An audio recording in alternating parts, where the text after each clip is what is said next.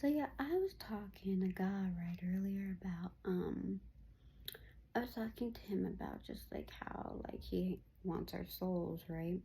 And I'm like thinking to myself like, wow, like why do why would he care about our souls? Like seriously. Like why? Like and saving our souls if he is constantly making new souls. Like he can just constantly create, new people and all these souls.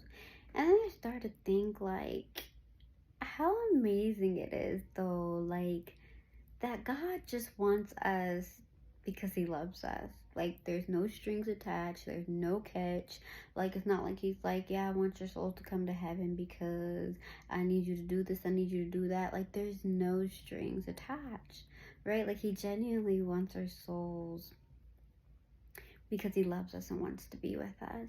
And then I was thinking about Satan, like how he wants our souls because it benefits him. Like he wants our souls because it's less what it how should I word it?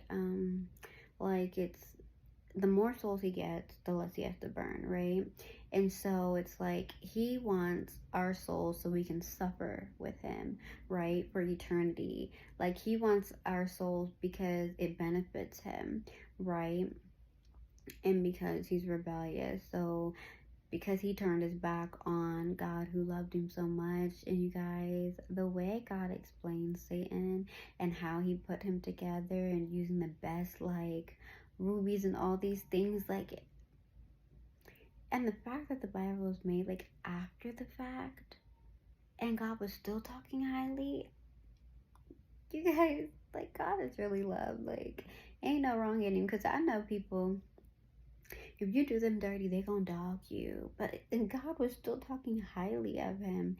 And just talking about how he turned his back on, like how Satan turned his back on him in these things. But like God's so beautiful. But anyways, like I was just thinking like Satan wants us to suffer with him for eternity when God wants us to reign with him in eternity. Like God wants us because it's honestly what's best for us, right? It's safer. Like God is the epitome of joy, happiness, like love, purity, like sovereignty, glory, like highest realm of glory, like the epitome of excellence, like brilliance.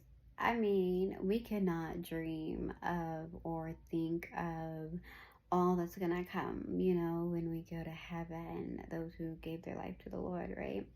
And serve him. And so, and like in his will, all right. But anyway, but it's just a beautiful thing to think about. Like, God just wants our souls for our safety and our like happily ever after, we'll say, right? When Satan wants our souls so we can suffer and be bitter and miserable, in hell for eternity, like, and the fact that like when you're in hell, like you remember everything, like that's part of your punishment. That's rough. On top of what already is happening. But anyways, I was just talking to God, like that's amazing, like that you want our souls just so that we could live with you, in glory and to reign with you forever, while Satan just wants our souls so we can suffer with him forever and for eternity. And I just want to shed a light, like that is love. Like the way God like fights for us when he literally can just make new people, new souls, like all these things. The fact that he still fights for us to like our very last breath.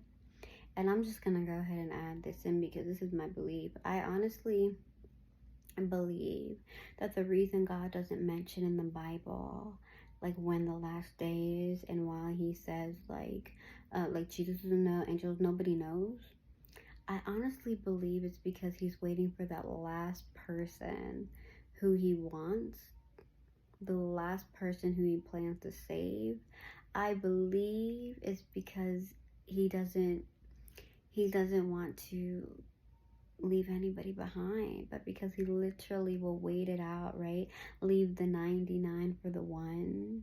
And I believe it's his everlasting love and his loving kindness that endures forever. Like, I feel like he literally kept that to himself because he's coming for us all, and he's gonna give us all a fair chance. And I believe he's not coming back till he gets to the last one, because that's the kind of God we serve. Like, genuinely loving, genuinely kind, like really has a pure heart. Like, it's no facade, it's no game, like, or a gimmick. Like, he genuinely loves his children.